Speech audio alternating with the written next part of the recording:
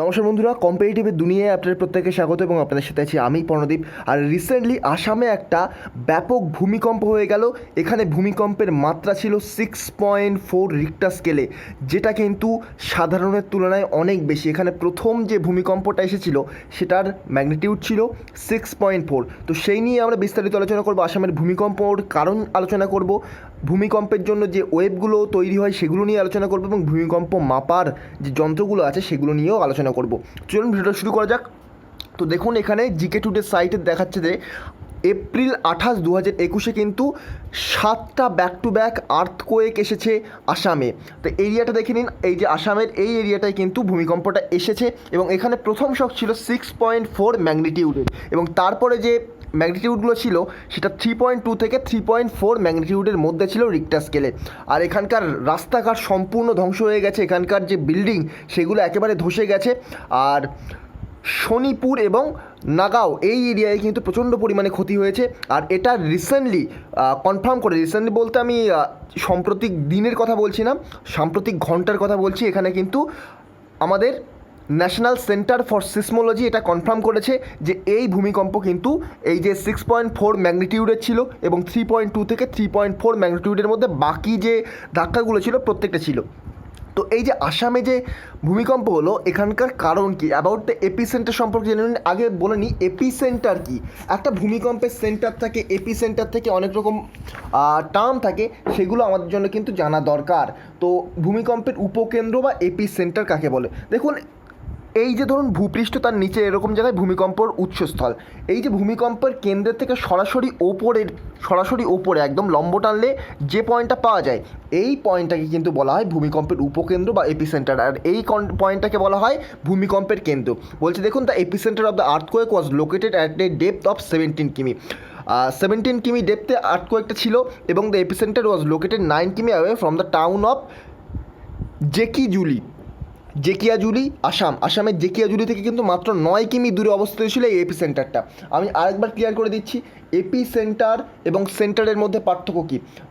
অভ্যন্তরে যেখানে ভূমিকম্পের উৎপত্তি হয় তাকেই কিন্তু বলা হয় ভূমিকম্পের কেন্দ্র বা সেন্টার বা ফোকাস।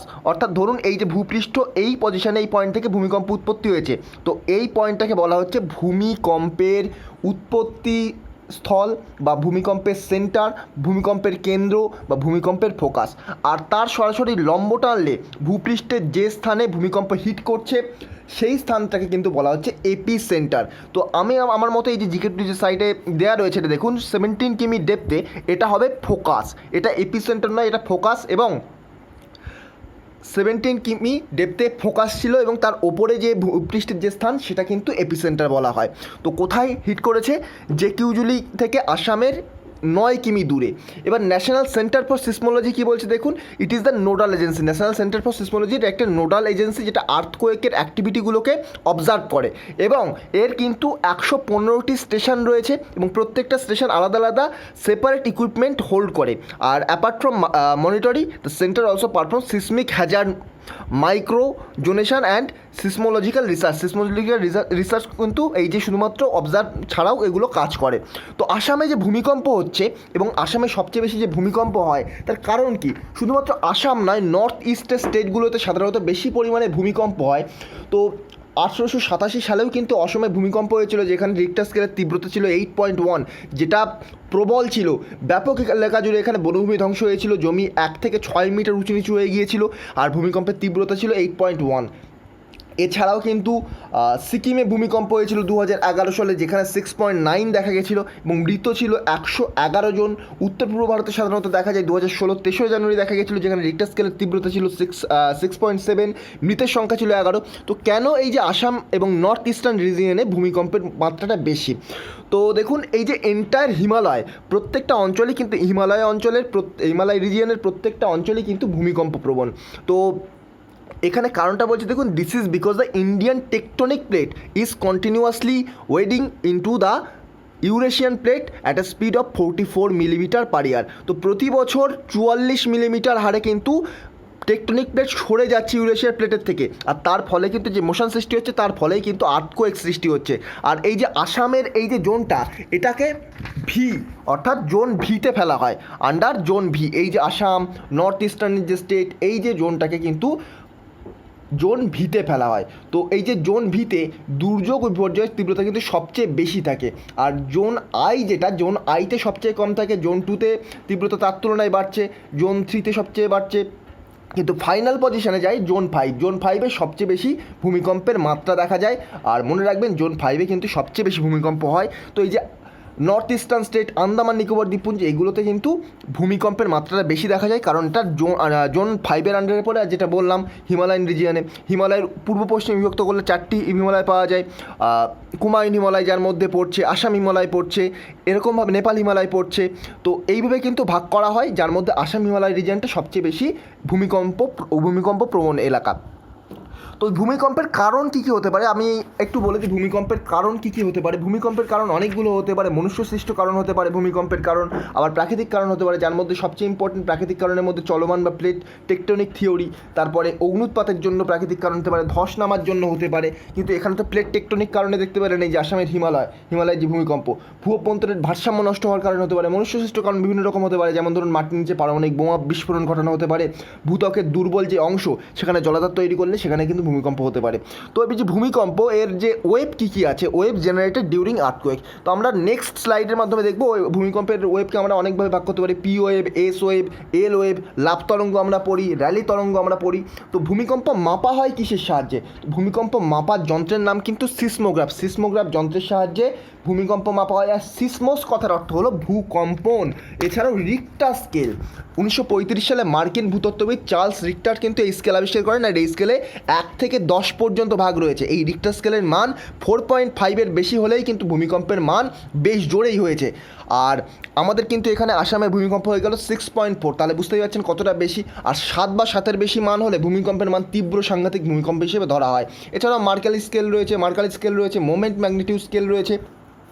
তো এরকম অনেকগুলো স্কেল রয়েছে। আর এর ওয়েভগুলো যদি দেখতে হয়, আমি ওয়েভগুলো ছবির মাধ্যমে দেখাতে চাইবো আপনাদের। দেখুন এই যে wave, P wave, S wave, Rayleigh wave আর লাভ ওয়েভ। তো পি ওয়েভ কোনগুলো? পি ওয়েভ কিন্তু খুব শক্তিশালী একটি তরঙ্গ।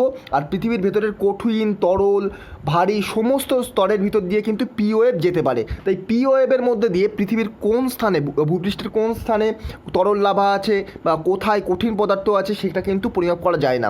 কিন্তু এস ওয়েভ সমস্ত যে এরিয়া তার মধ্যে দিয়ে কিন্তু যেতে পারে না। পি ওয়েভের থেকে দুর্বল এবং ধীরে ধীরে যায় এই ওএস ওয়েভ।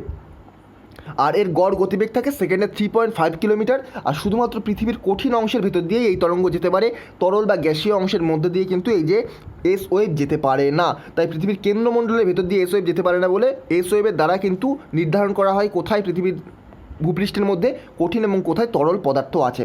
তো ইম্পর্ট্যান্ট মনে রাখবেন। পি ওয়েভ দেখুন এরকম লংগিটিউডনাল একটা ওয়েভ। এস ওয়েভ সেখানে দেখুন এস ওয়েভ আলোক তরঙ্গের মতো আচরণ করে এবং এটা ট্রান্সভার্সাল ওয়েভ। আর পি ওয়েভ কিন্তু সাউন্ড ওয়েভের মতো আচরণ করে। পি ওয়েভ সাউন্ড ওয়েভের মতো আচরণ করে, এস ওয়েভ আলোক তরঙ্গের মতো আচরণ। দেখুন ঢেউ খেলানোভাবে পরিণত হচ্ছে, সরে যাচ্ছে। আর যে র্যালে ওয়েভ জিনিসটা কি? র্যালে হলো বা র্যালে তরঙ্গ হলো এক ধরনের পি তরঙ্গের একটি ভাগ হচ্ছে এই যে র্যালে ওয়েভ বা র্যালে তরঙ্গ। আর এই তরঙ্গের প্রভাবে ভূপৃষ্ঠ কিন্তু অনুভূমিকভাবে প্রসারিত এবং সংকুচিত হয়। দেখতে পাচ্ছেন অনুভূমিকভাবে প্রসারিত এবং সংকুচিত হচ্ছে। এর ফলে কিন্তু গভীরতা বাড়ার সঙ্গে সঙ্গে র্যালে তরঙ্গের গতি ধীরে ধীরে কমে যায়। যত ওপরে যাবেন গতি বাড়বে, যত নিচে যাবেন গতি কমবে। আরেকটা রয়েছে লাভ ওয়েভ বা লাভ তরঙ্গ। কি লাভ তরঙ্গ হলো ভূপৃষ্ঠে প্রবাহিত পাশাপাশি ঢেউ খেলানো এক ধরনের এস তরঙ্গ। তো পি ওয়েভের ভাগ র্যালে ওয়েভ আর এস ওয়েভের ভাগ লাভ ওয়েভ। তো লাভ তরঙ্গ এটা হলো ভূপৃষ্ঠের প্রভাবিত পাশাপাশি ঢেউ খেলানো। দেখুন পাশাপাশি ঢেউ খেলানো, এই যে ভিতরের ব্রিক্সগুলো দেখতে পাচ্ছেন, এই যে ইটের মতো অংশ দেখতে পাচ্ছেন, এগুলোর মাধ্যমে কিন্তু বোঝা যাচ্ছে যে এটি প্রভাব বিভিন্ন কোণে প্রতিফলিত হয়। দেখুন এই যে কোণে কোণে প্রভাবিত হচ্ছে এবং কোথাও কোথাও এই কোণটার পরিমাপ কিন্তু আলাদা আলাদাও হতে পারে। তো এই ছিল ছোট্ট আলোচনা, যেখানে আমরা পি ওয়েভ, এস ওয়েভ এবং ভূমিকম্প সম্পর্কে ছোট্ট একটা আলোচনা করলাম। ভূমিকম্পের এপিসেন্টার জানলাম, ভূমিকম্পের সেন্টার জানলাম এবং আসামে যে ভূমিকম্প হলো সেটা সম্পর্কেও জানলাম।